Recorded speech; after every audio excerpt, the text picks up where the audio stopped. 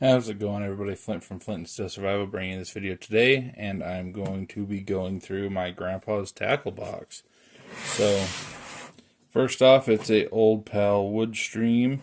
This I got a little while before he passed. When he moved out of his house, there was obviously not a whole lot of room to take all his stuff with him. I know he had a little bit of stash somewhere, but this was one of the things left over in his house after it had been picked through.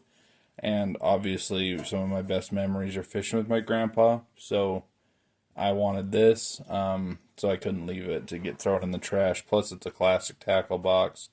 I had to go through it. It was completely trashed. There was old cheese and stuff that was literally leaking all over the bottom. I didn't want to scrub it completely clean, but I did clean it up a little bit. It's a tackle box. I wanted it to feel like a tackle box. And then most of the things in here I left alone. I just put them in their respective spots again. But I did put some other stuff in here so that if I took it out to fish, I could actually be successful. He was a worms only guy, and I do a little bit of everything. So we'll just see what we got in here. So top right, I threw some bobbers in here. He used to fish with bobbers and bubbles all the time. So that went in there. There's nothing in this spot. Here, I just put some classic swivels with the hook, or not hook, but like a catch end. I don't know what you call those. But they let you take things on and off easy. Then these are something I've never really been familiar with. They were already in the box. You add these to like hooks and stuff and put bait on them. Not super familiar with those. Then in here we've got just straight swivels with the same hook, just a little bit bigger. In here we have the eye hooks. I call them. I'm sure all these have real names. Don't mind me. But the little hooks with the weight and eyes on them that you can throw plastics on, as well as some of the same things with fur and little feathers. Never really tried fishing with those either. He had this Allied hardware set of weights. I threw a couple of casting weights in there, and then I also use these for drop shots. This obviously sinks straight to the bottom, and if you put something floating on the top with a nice bubble, you can get some pretty good action on stuff like that. Next up, I put my favorite plastics in here. These are watermelon. Let's see. Looks like I don't have the bag still. I already put them in my plastics container, but greens do really well in Utah, especially with red highlights, reds and pinks. Don't really know why. I'm sure there's a native fish they look like, but I do not know.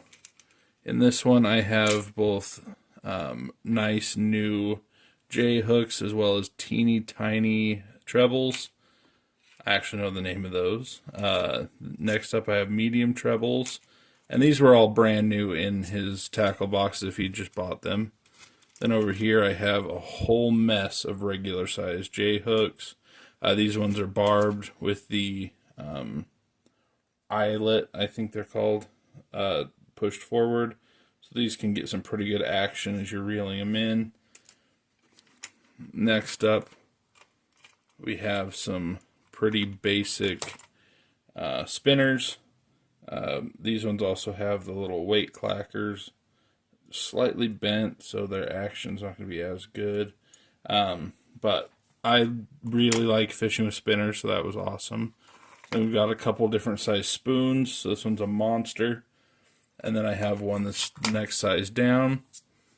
Then over here, and this stuff was all in this kit already too, I have a rope for holding fish on, and then a small pair of clippers. This is actually my other grandpa's pocket knife. When I got the box, I know my grandpa used to keep a knife in here, but it was gone. So I don't know if they took it out before grandkids came over. I don't know. I'm super bummed out because I don't have a knife from this grandpa yet, but this is my other grandpa's. I engraved his initials here in it, just so I'd remember whose was whose. And then his Speedy Sharp, which was my other grandpa's as well. He kept one of those in his tackle box. Next up, I threw these in here. They're Bubble Gut, Finesse Z-Mans. If you've never tried a Ned rig, I like them a lot. I can kind of use some of these hooks to modify one, but it's all about how you tie it. Then I also threw a pair of these in here. I've got 6 or 7 different pairs. This one has the nice little grips, easy to see it. Nice and easy to use. Then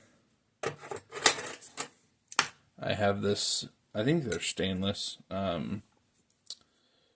needle nose pliers. Those were already in the box, as well as this for hooking fish. It's just a chain. And then I also have just a regular hook remover. Next up, I threw this in here. It's just Mountain Extreme Braid, so I like to use braided line. My grandpa was a mono guy, and look how cool and old this mono is. It's 4-pound test too, which is really funny to me. This braid is thinner, but it's actually stronger, like double plus, so that's always been funny to me. But I keep that in there because, I don't know, that old eagle claw symbol just makes me think of him.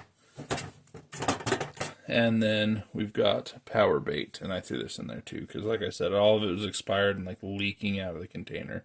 So this is red, white, and blue. It works pretty good. So that's what I have in my grandpa's old thing.